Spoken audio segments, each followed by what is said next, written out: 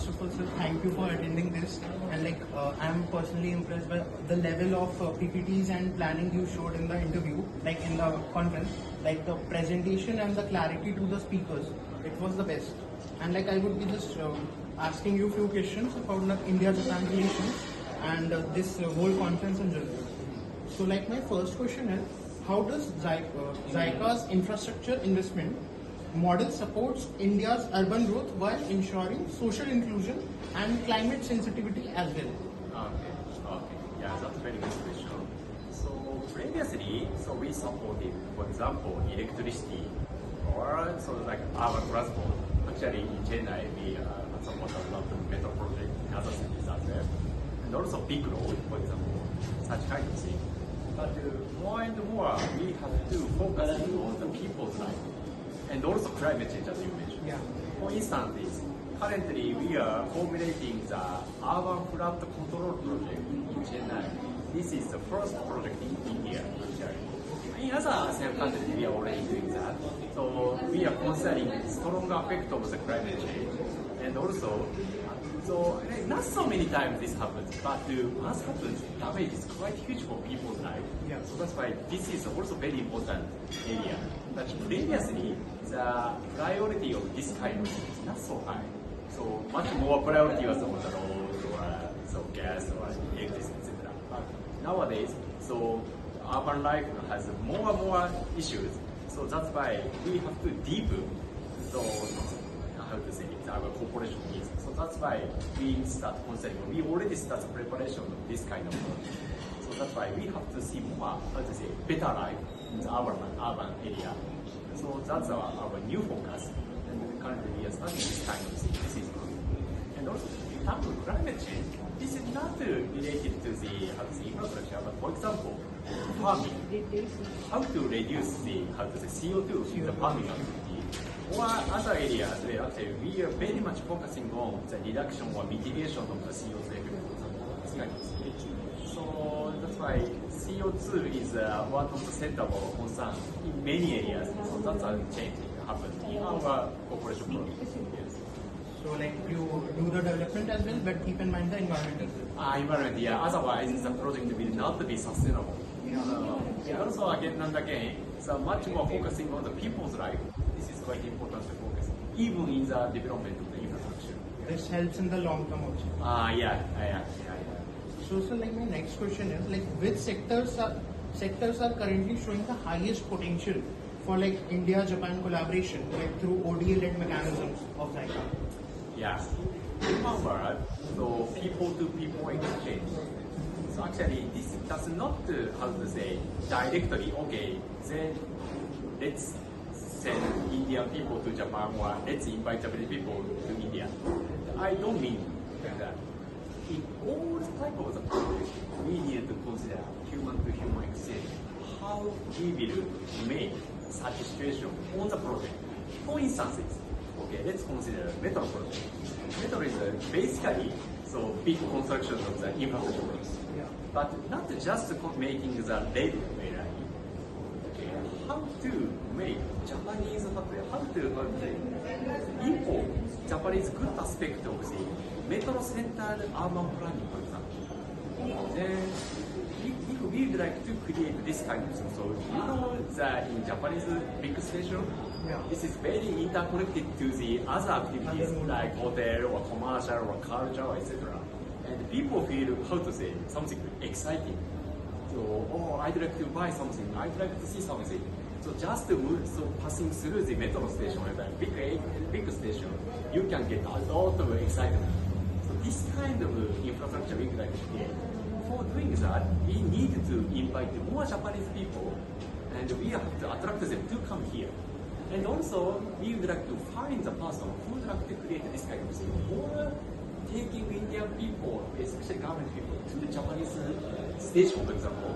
And so we make them see such activities, then they are interested in, then also they would like to create, then people-to-people exchange come here.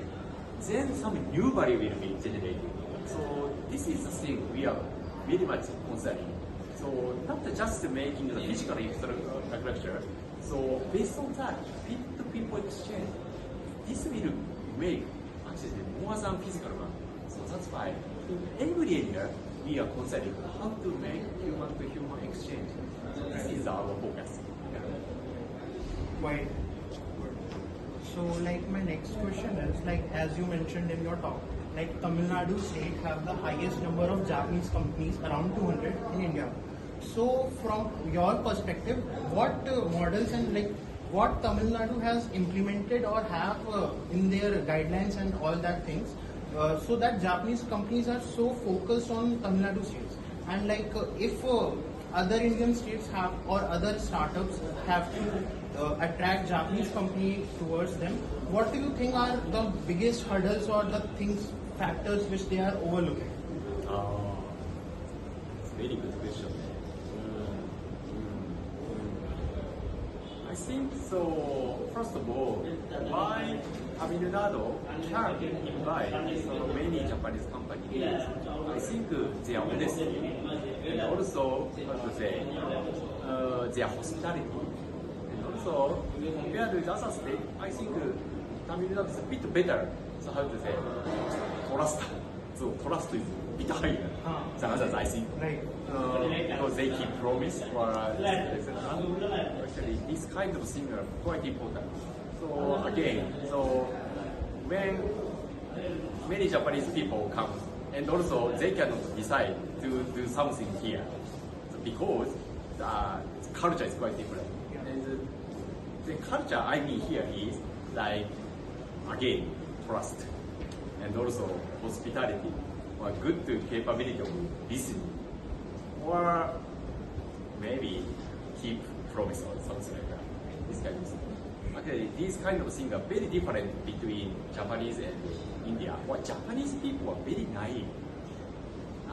Compared with other countries out there, Japan is very different.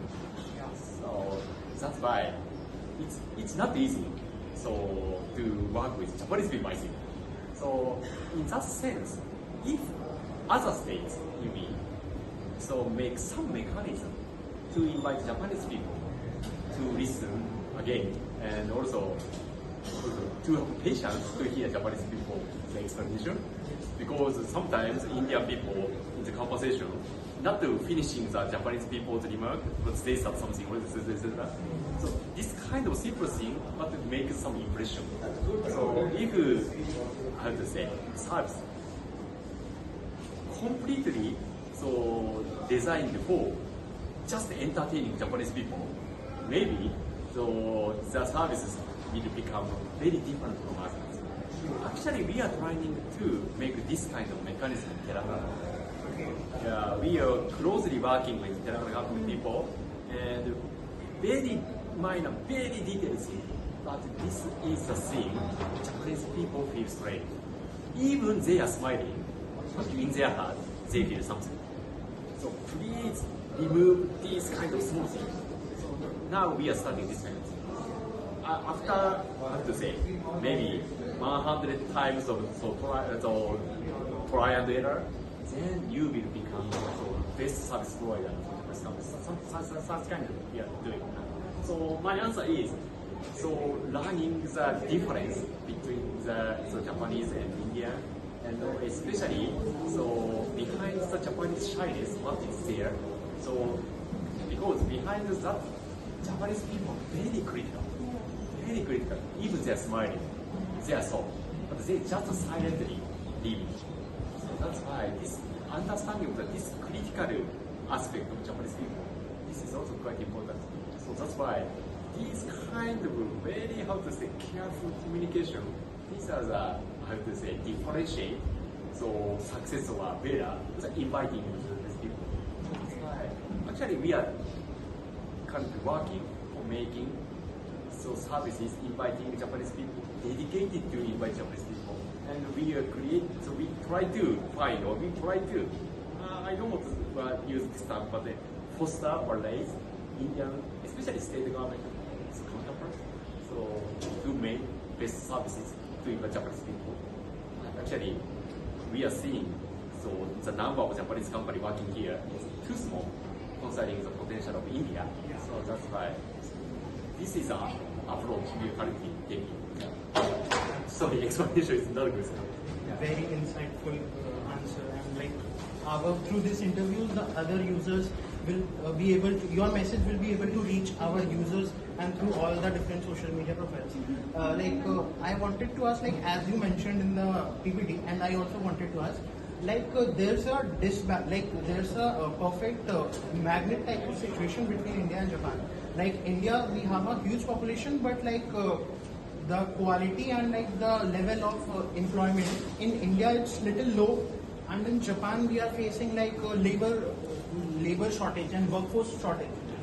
So as JICA, like you mentioned in the interview, like in the talk, so how JICA plans to improve this unique situation of India and Japan by investing in some skills of the youth, like by educating on Japanese languages and on skill base. So how JICA is planning to improve these parts in future, so Japan and India both can take advantage of their disadvantage situation. Yeah, it's quite interesting.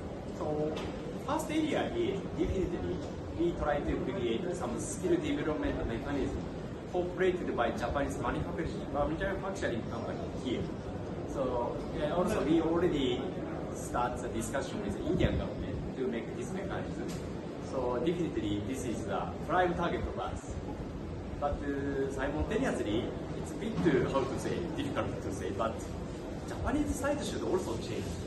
Because so nowadays, even in China, even in ASEAN countries, they are also facing aging society and also lack of labor. Actually, so the country who has rich people, who have a rich number of people, are decreasing.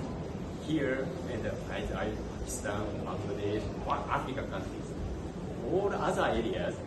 So actually, so they are facing the diminishing of the population. So big competition of the people will occur in the near future. In that era, Japanese people say, "Oh, you like to come to Japan? You need to learn Japanese. Is it okay? We can survive." This is my feeling. So our culture also have to change if we'd like to invite more people, especially from India, as well. So both ways we have to change. Otherwise, that's why we have to cooperate India to invite more Indian people. This is one. And also how we will change our society as well to invite more foreign good people. So these are the two things we have to work with. Second part is very dangerous if I say in Japan, but anyway, this is my feeling. So it's a mutual effort which needs to be done from both the sides. I think so. Definitely many hurdles in Japan actually to invite more Indian people.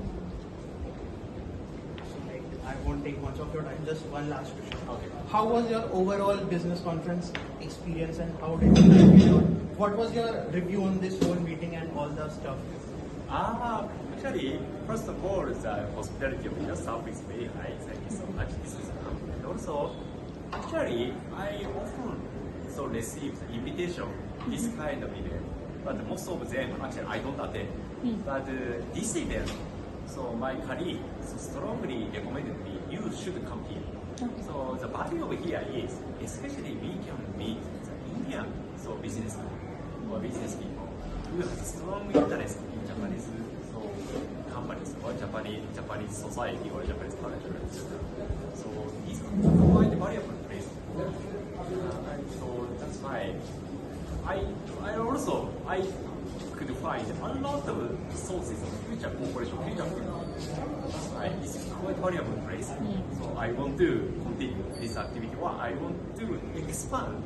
So your organization's activity is this is quite valuable place for India and Japan's future relationships. So thank you so much for your Thank you, sir. Thank you. Our pleasure. Thank you.